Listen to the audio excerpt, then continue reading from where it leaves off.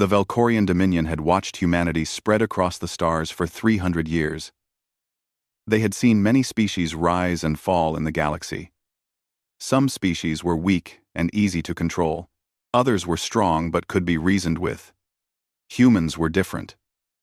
Humans did not stop. They did not slow down. They built homes on frozen worlds where nothing should live. They made cities on planets with poison air. They laughed at dangers that made other species run away. High Commander Xyreth stood before the Dominion Council in the great hall of their home world. His gray skin was marked with the scars of many battles. His 4 eyes looked at each council member in turn. He had spent 20 years studying humans. He knew their strengths and their weaknesses. He knew that a direct war would cost the Dominion too much. "We cannot fight them ship to ship," Xyreth said. "They are too many. They breed too fast. They adapt too quickly. But I have found another way." He pressed a button on his control pad. A hologram appeared in the center of the room. It showed a creature that made several council members lean back in their seats. The thing stood 4 feet tall on 6 powerful legs.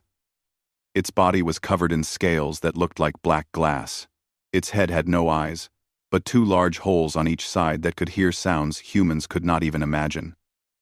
Its mouth was filled with teeth that curved backward like hooks. At the end of each leg was a set of claws that looked sharp enough to cut through metal. "Specimen X7, Xyreth said with pride in his voice. "We built it from the genetic material of 17 apex predators from across the galaxy. It can run faster than any human. It can see in complete darkness using sound alone. Its claws can tear through combat armor like paper. But the best part is the venom." He showed another image. This one showed what the venom did to human tissue. The council members watched in silence as the flesh dissolved in seconds, leaving nothing but bone. "We have programmed them at the genetic level," Xyreth continued. "They can smell human pheromones from miles away. When they detect humans, they attack. They do not stop. They do not get tired. They do not feel pain. We will drop them on human colony worlds and watch as they clean the planets for us." The council approved the project that same day. Within 2 years, the first batch of 10,000 specimens was ready. They were loaded into transport ships and sent toward human space. The plan was simple. The ships would crash on human worlds, release the creatures, and let nature take its course. The transport ship that crashed on New Eden was supposed to land on the far side of the planet, away from the main colony. A navigation error brought it down in the northern wastes instead, only 50 miles from human settlement. The crash was detected immediately. Lieutenant Katie Marshall led the patrol that went to investigate. She was 28 years old with short brown hair and a scar on her chin from a training accident. She had been on New Eden for 3 years and had never seen real combat. This was supposed to be a simple mission. Check the crash site. Report what they found. Go home. The ship had broken apart on impact. Pieces of strange metal were scattered across half a mile of frozen ground. Katie and her team of 4 soldiers moved carefully through the wreckage, their weapons ready. They found the cargo hold mostly intact. Inside were hundreds of pods arranged in neat rows. Each pod was made of a clear material that showed what was inside. "What the hell are those things?" Private Jake Torres whispered. Katie moved closer to one of the pods. The creature inside was curled up like a sleeping cat, its scales reflecting the light from her helmet lamp. It looked dangerous. It looked like something from a nightmare, but it also looked strangely beautiful in a way she could not explain. "Command, this is Marshall," she spoke into her radio. "We have found alien cargo. Looks like some kind of biological specimens. Hundreds of them in cryogenic storage. Requesting backup and science team." Before Command could respond, a loud hissing sound came from the far end of the cargo hold. One of the pods had been damaged in the crash. A crack ran down its side, and the liquid inside was leaking out. As Katie watched, the creature inside began to move. "Everyone back," she ordered. "Weapons ready." The pod broke open. The creature spilled out onto the floor in a flood of blue liquid. It lay still for a moment, then slowly pushed itself up on its 6 legs. It shook its head, spraying droplets everywhere. Then it turned toward the humans. Katie could hear her heart beating in her ears. She had her rifle pointed at the thing. Her finger was on the trigger. One wrong move, and she would fire. Behind her, she could hear her team breathing fast. Jake was whispering prayers under his breath. The creature took a step toward them. Then another. Then it stopped. Its head tilted to one side like a dog hearing a strange sound. The holes on the sides of its head seemed to focus on Katie. She could see its mouth open slightly, showing those terrible teeth. Then, it made a sound she did not expect. A soft, chirping noise. Almost like a bird. It lowered its body closer to the ground. Its tail, which she had not noticed before, began to wave, slowly back and forth. Katie did not know why she did what she did next. Later, she would say that something in her gut told her it was safe. She lowered her weapon and took off her glove. She held out her bare hand toward the creature. Her team shouted at her to stop. Jake tried to grab her arm. Her eyes locked on the creature that was supposed to be a weapon of mass destruction. The creature moved toward her. Its nose, or what she assumed was its nose, touched her palm.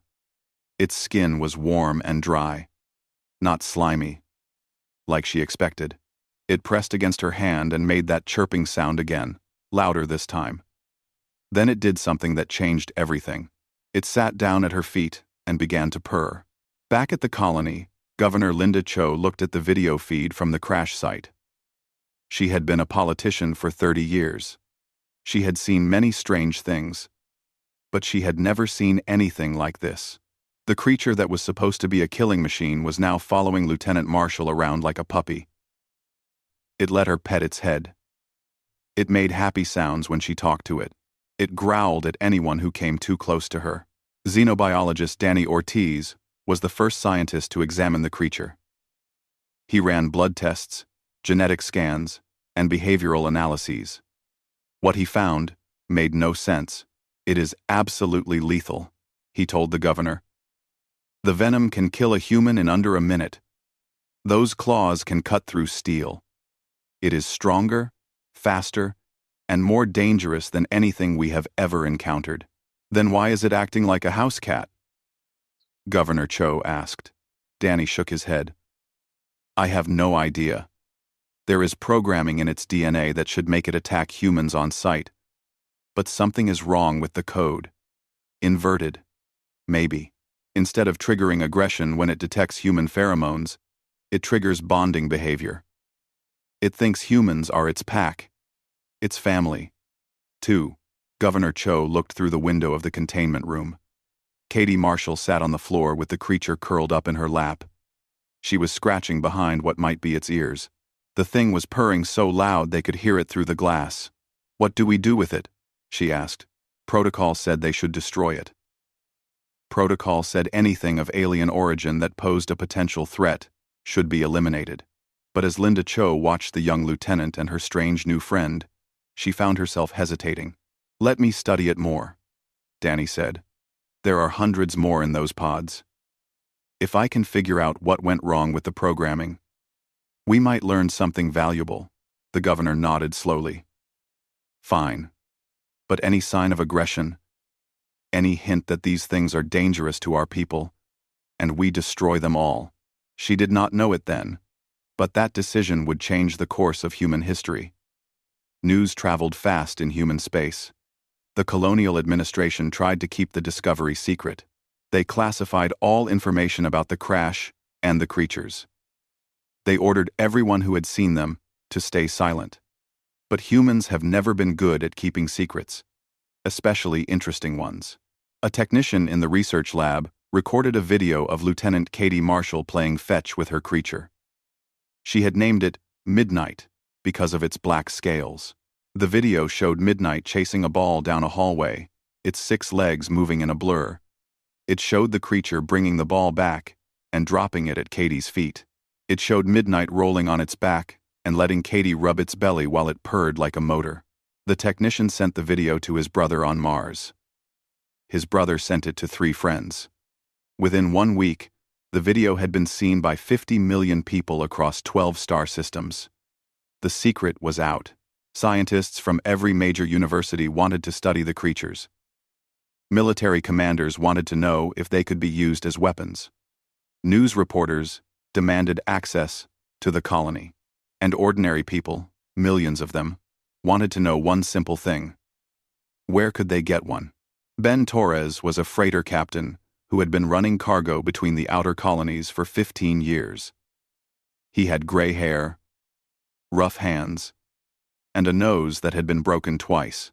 He was not a bad man, but he was not a particularly good one either. He saw opportunities where others saw problems, and he saw a big opportunity in those creatures. He called in some favors and got the coordinates of the crash site. He paid a guard at the research facility to look the other way. And one night, he loaded 6 cryogenic pods onto his ship and left New Eden far behind. 3 of the pods he sold to a wealthy businessman on Mars for more money than he had made in 10 years of hauling cargo. 1 pod he kept for himself. The other 2 he gave to his younger sister Amy, who lived alone on Earth and had always wanted a pet.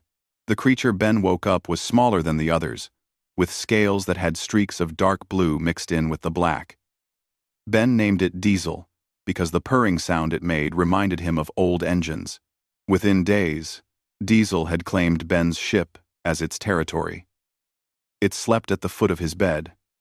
It sat beside him in the cockpit during long flights, and it growled at anyone who came aboard without permission. Amy's 2 creatures were siblings. A male and a female she named Rocket and Luna. She lived in a small apartment in a city called Portland. Her neighbors complained at first about the strange animals. But when a burglar tried to break into the building and found himself face to face with 2 creatures that could smell his fear and had claws like knives, the complaints stopped. The burglar ran so fast he left his shoes behind. Across human space, similar stories began to multiply. The creatures, which people had started calling shadowlings because of how they moved through darkness, were spreading faster than anyone could track. Black markets formed on a dozen worlds. Breeding programs started in secret labs. Rich people paid fortunes for a bonded pair. Poor people pooled their savings to buy one for their neighborhood. The colonial administration gave up trying to control the spread. Instead, they focused on understanding it. Dr. Ryan Castillo at the Lunar Research Institute was given unlimited funding to study the shadowlings and figure out why they behaved the way they did. Ryan was a quiet man who preferred the company of his lab equipment to other humans. He had spent his whole career studying alien genetics, but he had never seen anything like the shadowlings. Their DNA was a masterpiece of biological engineering. Every gene had a purpose. Every protein had a function. The Valkorians had created something incredible. A perfect predator designed for one specific prey, but there was a flaw in the design. A single gene sequence that should have triggered attack behavior when exposed to human pheromones had been written backward. Instead of producing aggression hormones, it produced bonding hormones. The same chemicals that made a mother love her child were flooding the shadowlings' brains every time they smelled a human. Ryan checked the sequence 100 times. He ran simulations. He compared it to the original Valkorian design documents that had been recovered from the crash. And he came to a conclusion that shocked him. This was not an accident. Someone had done this on purpose. He presented his findings to a closed meeting of military and scientific leaders. "You are telling us," Admiral Grace Powell said slowly, "that someone sabotaged the Valkorian weapon program?" "Yes," Ryan said. "The change is too precise to be a mistake.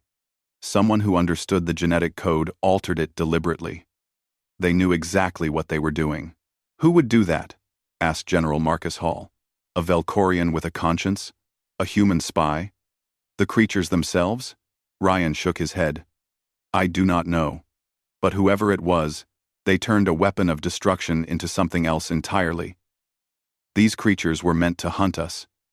Instead, they love us, and I do not think the Valkorians know why." The news of the sabotage spread through the military and government like fire. Some people thought it was a trick, a Valkorian plot, to make humans trust the creatures before activating some hidden command. Others believed that there must be allies within the Valkorian dominion, people who opposed the war and had found a way to fight back. Either way, the Shadowlings kept spreading, and humans kept bonding with them. On a cargo ship somewhere between Mars and the asteroid belt, Ben Torres sat in his captain's chair with Diesel curled up beside him. The creature had grown in the 6 months since Ben had woken it from cryogenic sleep. It was heavier now, its scales thicker, its claws longer, but it still purred when Ben scratched its chin. It still followed him everywhere, like a loyal dog. "You know what you were supposed to do to me, right?" Ben said to the creature. "You were supposed to tear me apart. Eat my face. Dissolve my bones with that venom of yours." Diesel made a soft, chirping sound and pressed its head against Ben's arm. "Yeah, I know," Ben said. He looked out the window at the stars. Somewhere out there, the Valkorians were probably furious. Their perfect weapon had failed. Their plan to wipe out humanity had backfired in the strangest way possible. Ben smiled at the thought. "You know what the best part is?" he said to Diesel. "They spent years making you. They used the DNA of 17 different predators. They programmed you to be the ultimate killing machine. And now look at you. You are afraid of the vacuum cleaner." Diesel made a low growling sound at the mention of the vacuum cleaner. Ben laughed and rubbed the creature's head. Back on Earth, Amy Torres was having a similar moment with Rocket and Luna. The two Shadowlings had adapted to apartment life better than anyone expected. They used a litter box that Amy had to clean 3 times a day. They ate a mixture of raw meat and synthetic protein that cost her half her salary. And they had learned to open doors, which meant she had to install special locks on everything. But they also protected her. They kept her company during long nights. They seemed to know when she was sad and would curl up beside her until she felt better. They were family now, as much as any pet she had ever owned. She was watching the news one evening when a special report came on. The reporter was talking about the Shadowlings and how they had spread across human space. Experts debated whether they were safe. Politicians argued about regulations. But Amy noticed something else. In the background of one shot, she saw a little girl walking down a street with a young Shadowling on a leash. The creature was half the girl's size, but it walked beside her calmly, its tail wagging like a happy dog. Amy looked at Rocket and Luna, who were wrestling with each other on the living room floor. They knocked over a lamp and did not seem to notice. "You two are ridiculous." They stopped wrestling and looked at her with expressions that somehow managed to look guilty despite their alien faces. Then, they went back to wrestling. Amy smiled and changed the channel. Whatever the Shadowlings were supposed to be, they had become something else. And she was glad. The Valkorians, she knew, were not glad at all. Somewhere in Dominion space, commanders were probably screaming at scientists, demanding answers. Their ultimate weapon had become humanity's newest friend. The irony was almost too perfect. She did not know it then, but the Valkorians were about to make their next move. And this time, they would not rely on biology. They would use something much more dangerous. The truth. 5 years had passed since the first Shadowling opened its eyes on New Eden. In that time, the creatures had become part of human life in ways no one had expected. There were Shadowlings in homes, on ships, in military bases, and in schools. Veterinarians learned how to care for them. Pet stores sold food made just for them. Children grew up thinking it was normal to have a 6-legged alien predator sleeping at the foot of their bed. The official count said there were over 2 million Shadowlings living in human space. The real number was probably higher. Breeding programs had figured out how to produce healthy offspring. Black markets still operated in the outer colonies, and the creatures lived for a long time, much longer than Earth dogs or cats. Megan Sullivan worked at a veteran rehabilitation center on a planet called New Chicago. She had been a therapist for 20 years, helping soldiers deal with the mental scars of war.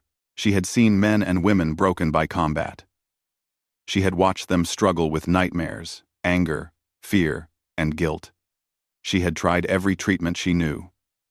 Some worked, most did not.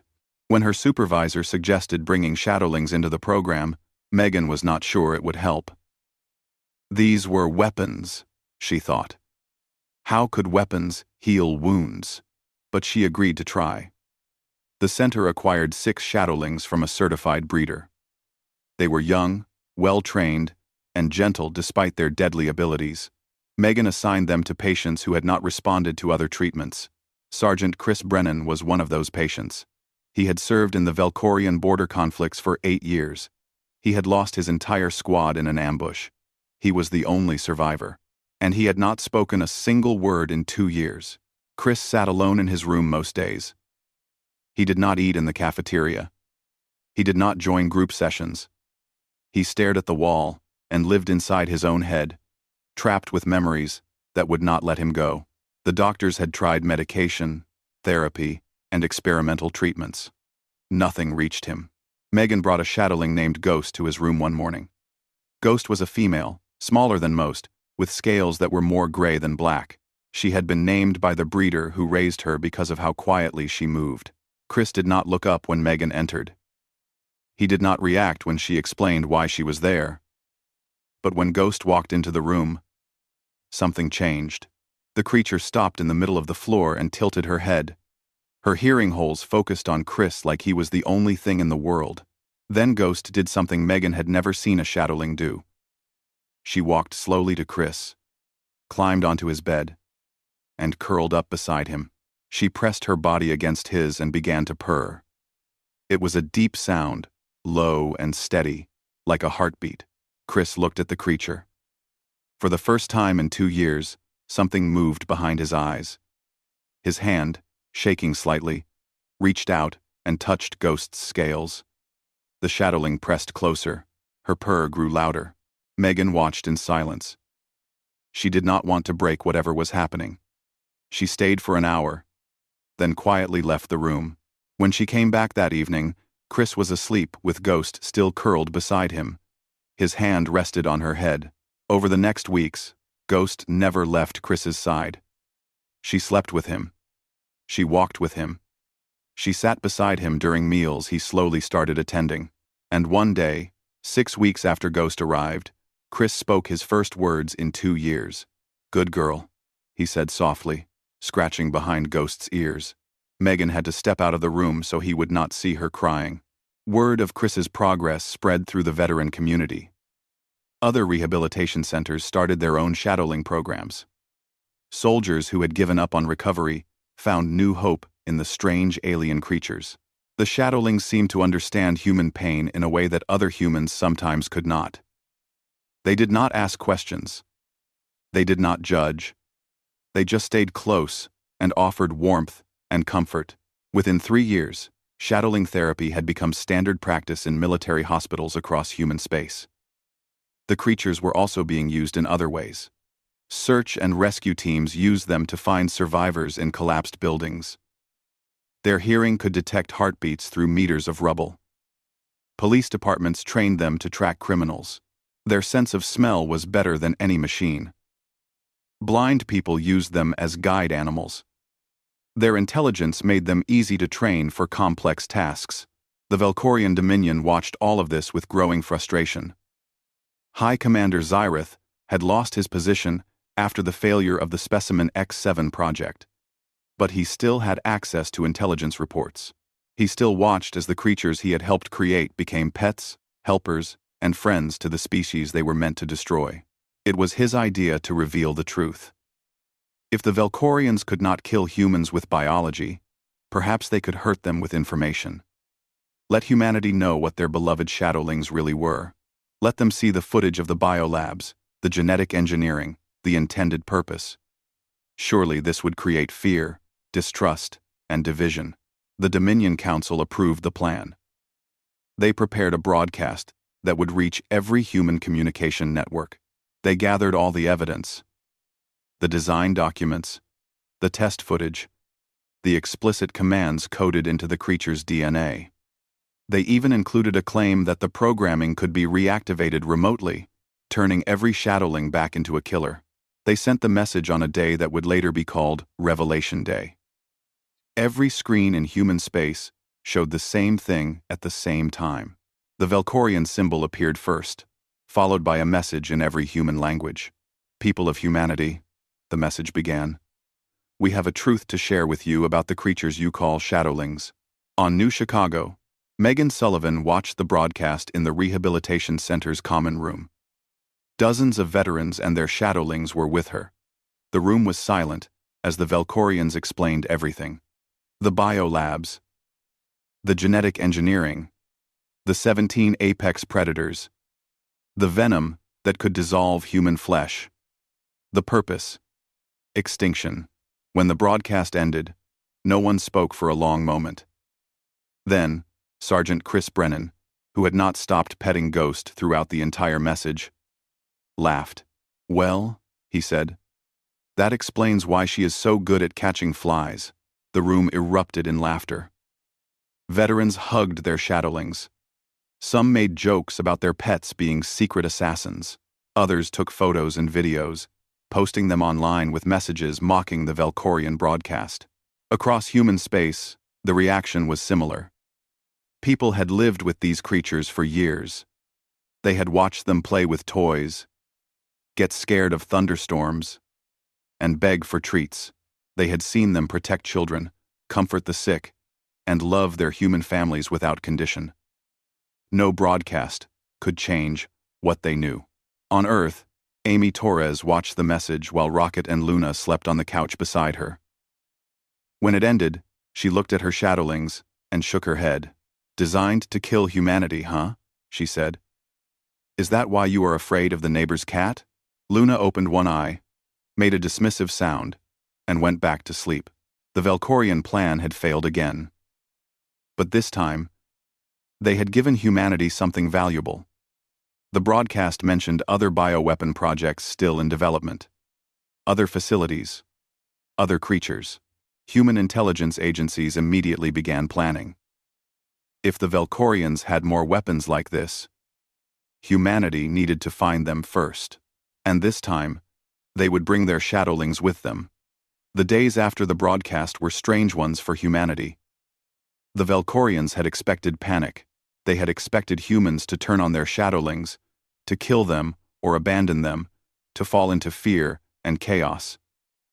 Instead, they got memes, social media filled with images of shadowlings doing ridiculous things.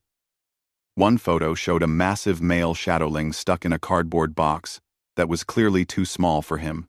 Another showed a female wearing a tiny hat and looking annoyed. Videos went viral of shadowlings failing to catch toys, falling off furniture, and running away from small animals. The hashtag #NiceTryValkorians trended for 3 weeks straight. People made shirts and posters. Someone wrote a song that became popular on 12 Worlds. The Valkorian propaganda had backfired so badly that it became a joke. But not everyone was laughing. Dr. Kevin Park at the Xenogenetics Institute took the broadcast very seriously. Not because he feared the shadowlings, but because of what else it revealed. The Valkorians had mentioned a remote activation code, a way to revert the creatures to their original programming. If that was true, it was a threat that needed to be addressed. Kevin spent 3 months studying every piece of genetic data they had on the shadowlings. He compared it to the information from the broadcast. He ran simulations and tested theories. And in the end, he called a press conference to announce his findings. There is no remote activation code, he told the gathered reporters. The Valkorians lied. The genetic modification that makes shadowlings bond with humans is permanent and irreversible. It is written into every cell of their bodies. There is no switch to flip, no signal that can change them back. They are exactly what they appear to be. Alien creatures that love humanity. The news brought relief to billions of people. But Kevin was not finished. He had found something else in the broadcast data, something the Valkorians probably did not mean to reveal. The broadcast showed footage from their bioweapons facility, he explained. Our intelligence teams have analyzed that footage and identified the location. The facility is on a world called Corax Prime, deep in Velkorian space. And according to what we can see, they are developing new weapons. Bigger, more dangerous, and not designed to bond with anyone. The Human Coalition Council met in emergency session. Admiral Nicole Grant, commander of the Third Fleet, presented a plan for a strike on Corax Prime. It would be dangerous. The facility was heavily defended. But if the Velkorians were creating new bioweapons, humanity could not wait for them to finish. The Council approved the mission. Nicole returned to her flagship, the Constellation, to begin preparations. As she walked onto the bridge, her personal shadowling, Admiral Whiskers, trotted beside her. The creature had been with her for 4 years, ever since she had adopted him from a rescue program for shadowlings whose owners had died. He was old now, his scales losing their shine, but his loyalty had never faded. "We are going to war, Whiskers," she said quietly. "Real war this time. Not border skirmishes. Not patrol actions. A full assault on enemy territory." Admiral Whiskers made a low rumbling sound and pressed against her leg. Nicole smiled and scratched his head. "I know," she said. "You will be there. You always are." The fleet assembled over 3 weeks, 40 ships, including 10 heavy cruisers and 2 carriers. But the real secret weapon was not the ships or their guns. It was the Shadowling Corps. Since the creatures had proven their worth in various roles, the military had created a special unit. The Shadowling Corps trained bonded pairs for combat operations. The creatures could move through spaces too small for humans. They could hear enemies through walls. They could track targets by scent, and their venom, when diluted properly, became a powerful sedative rather than a lethal poison. Sergeant Tyler Knox commanded one of the infiltration teams. He was 32 years old, with brown skin and a shaved head. He had been in the military since he was 18. He had fought in a dozen engagements. But his best weapon was not his rifle or his training. It was his shadowling, a male named Shadow. Shadow had been with Tyler for 4 years. They had trained together, fought together, and saved each other's lives more than once. The creature was larger than most shadowlings, his scales so dark they seemed to absorb light. But he could also sit perfectly still for hours, waiting for the right moment to strike. "Ready for this, buddy?" Tyler asked as they boarded the dropship. Shadow made a soft chirping sound and sat down beside him. His tail curled around Tyler's ankle. It was a gesture of affection that always made Tyler smile. The fleet jumped to Velkorian space without warning. The defenders were caught off guard. Nicole's ships engaged the orbital platforms, while the ground teams launched their assault. Drop ships fell through the atmosphere like metal rain. Tyler's team hit the ground running. Their target was the main research complex, a massive structure built into the side of a mountain. Intelligence said the most dangerous projects were in the lower levels. That was where they needed to go. Shadow took point, his hearing picking up enemy positions long before any scanner could. He led the team through maintenance tunnels and service corridors, avoiding patrols and security systems. When they did encounter guards, Shadow moved like liquid darkness, taking them down before they could raise an alarm. They reached the lower levels after 2 hours of careful movement. What they found there made Tyler stop cold. Rows of cryogenic pods filled a chamber the size of a stadium. Inside each pod was a creature much larger than a shadowling. These things were 10 feet tall, with armor-like plates instead of scales. Their claws were the size of swords. Their mouths could bite a human in half. "Command, are you seeing this?" Tyler spoke into his radio. "We see it," came Nicole's voice. "Proceed with caution. Find any scientists or personnel who can tell us what those things are." They found more than scientists. They found her.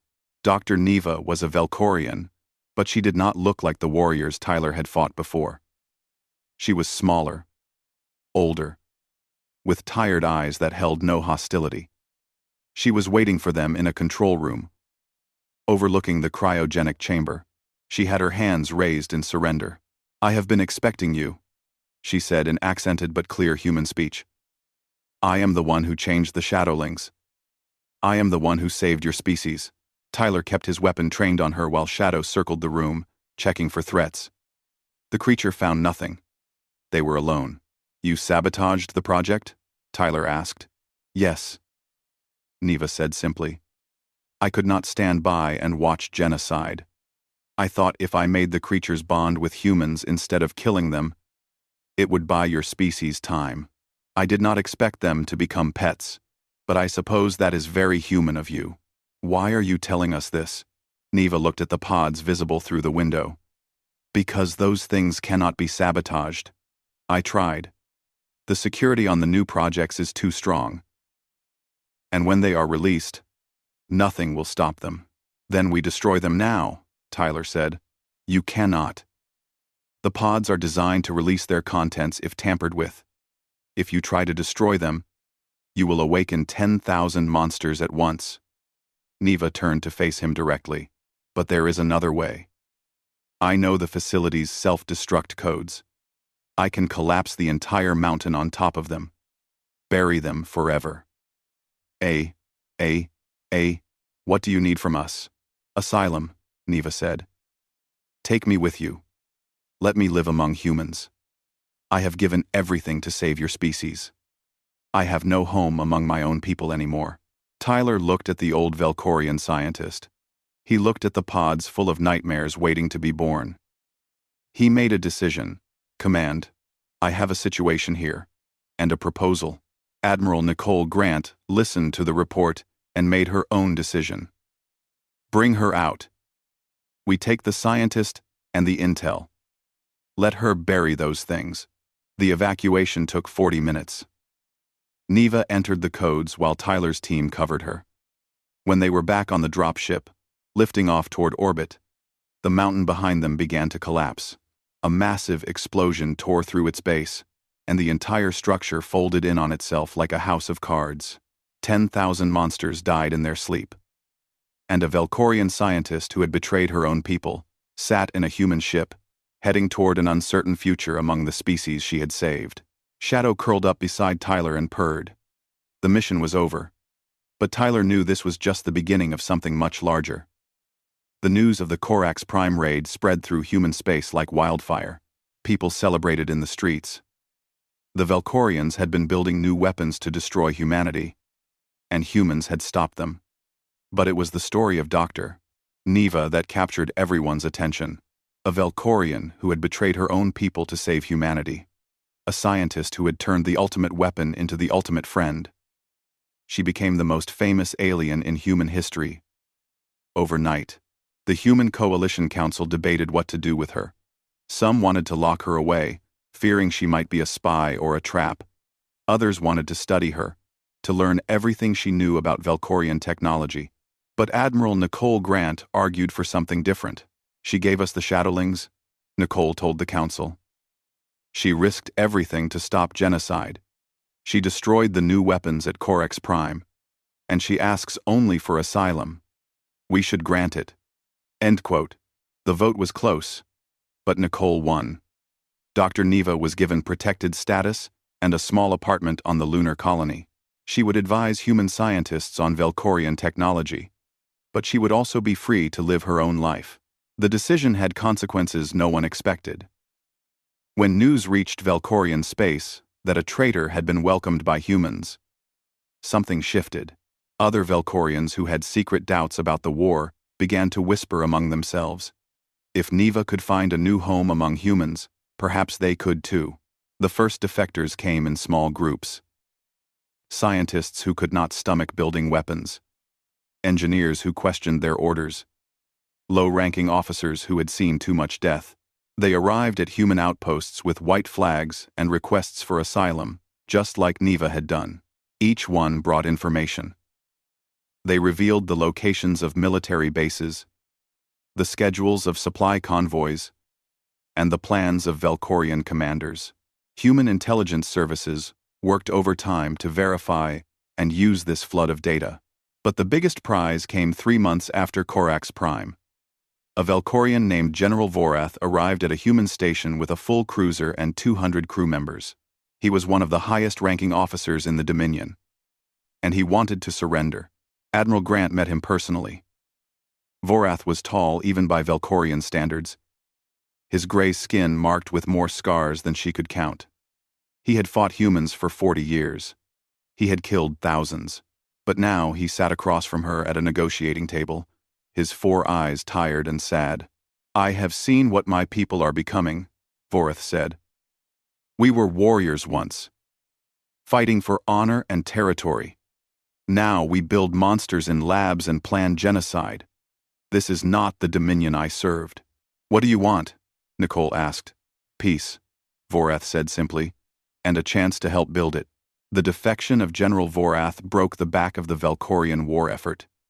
His knowledge of Dominion defenses allowed human fleets to strike at key targets with surgical precision. Within 6 months, the Velkorian military was in chaos. Within a year, the Dominion Council was overthrown by reformists, who promised an end to the war. The new chancellor was named Zira. She was young for a Velkorian leader, barely 60 years old. With smooth gray skin and intelligent eyes, she had risen to power on a simple message. The war was destroying their people, and it had to stop. Her first official act was to request peace talks with humanity. The treaty negotiations took place on New Eden, in the same valley where Lieutenant Katie Marshall had first encountered Midnight so many years ago. It seemed fitting to everyone involved. This was where the story had begun. This was where it should reach its resolution. Human Ambassador Sam Reeves led the negotiation team. He was a veteran diplomat, with silver hair and a calm voice that had talked down dozens of crises over the years. At his side was Dr. Neva, now serving as a special advisor on Velkorian human relations. Her presence at the table sent a powerful message. Former enemies could become allies. Katie Marshall was there too, now a colonel and the commander of New Eden's defense forces. Midnight sat beside her. The same creature that had started everything. He was old now, his scales streaked with gray, his movements slower than they once were. But he still purred when Katie scratched his head. He still followed her everywhere she went. The negotiations lasted 3 weeks. There were arguments and setbacks, moments when it seemed like the talks would collapse. The history between the two species was long and bloody. Trust did not come easily, but in the end, they reached an agreement. The Treaty of New Eden established peace between the human coalition and the Velkorian Dominion. Trade routes would open. Prisoners would be returned. A joint commission would oversee the destruction of remaining bioweapons, and shadowlings would be recognized as a protected species, free to live with humans who wanted them. The signing ceremony was held on a clear autumn morning. Chancellor Zira signed first, then Ambassador Reeves. Cameras from both species recorded every moment. This was history being made. When the official photos were being taken, something unexpected happened. A young shadowling, belonging to one of the diplomatic aides, escaped its handler. The creature was barely a year old, full of energy and curiosity. It scampered across the stage, ignoring the important people and their important papers. The Velkorian delegates froze. They had never been this close to a shadowling before. The creatures still made them nervous, a reminder of their greatest failure. The young shadowling stopped in front of Chancellor Zira. It sniffed at her feet, tilting its head at the strange smell. Then, before anyone could react, it flopped onto its back and made a hopeful chirping sound. It wanted belly rubs. The tension broke like a wave. Human delegates laughed. Some of the Velkorians made sounds that might have been their version of laughter. Chancellor Zira looked down at the creature that her people had created to destroy humanity, now lying at her feet and begging for attention like a spoiled pet. Slowly, carefully, she knelt down and touched its belly. The shadowling purred so loud it could be heard across the valley. A photographer captured the moment. The image showed a Velkorian chancellor, leader of a species that had tried to exterminate humanity, gently scratching the belly of the weapon she had inherited from her predecessors. It became the defining image of the new era. That evening, there was a celebration in the valley. Humans and Velkorians mingled awkwardly at first, then more easily as the night went on. Dr. Neva sat with a group of young Velkorian scientists who wanted to hear her story. General Vorath traded war stories with human veterans who had once been his enemies. Chancellor Zira was seen deep in conversation with Admiral Grant, the two leaders finding common ground in their shared exhaustion with conflict. Colonel Katie Marshall stood apart from the crowd, watching with Midnight at her side. The old shadowling leaned against her leg, his purr a constant background hum. "We did okay, didn't we?" she said quietly. Midnight made a soft sound and pressed closer. Katie thought about everything that had happened since that day in the crashed ship. The spread of the shadowlings, the healing they had brought, the war they had helped end. None of it would have happened if she had just followed protocol and destroyed the first creature she found. But she had not. She had reached out her hand to something unknown and terrifying. She had chosen trust over fear, and that choice had changed history. A young girl ran past, chasing after a shadowling pup that had stolen her hat. The creature ran in circles, clearly enjoying the game. The girl was laughing. Nearby, a Velkorian watched them with something like wonder on his alien face. The Velkorians had created the perfect weapon. They had engineered a creature to hunt humans, to kill them, to wipe them from the galaxy. They had used the DNA of 17 apex predators and programmed it for destruction. And humanity had looked at that perfect weapon and seen something else. They had seen a friend waiting to happen. They had seen loneliness that needed filling. They had seen an opportunity for love instead of war. The shadowlings were never meant to be pets. But that is what they became. Because that is what humans do. They find connection in the strangest places. They build families out of anything that will love them back. They turn weapons into companions and enemies into friends. The stars above New Eden shone bright and cold. Somewhere out there, new challenges waited, new species to meet, new problems to solve. The galaxy was vast and full of wonders and dangers alike. But for now, in this valley, there was peace. And there were shadowlings, purring in the arms of the species they were meant to destroy. It was, Katie thought, the most human thing possible. She scratched behind Midnight's ears one more time, then walked back to join the celebration. The future was uncertain. But one thing was clear. Whatever came next, humanity would not face it alone. They never had to. Not anymore.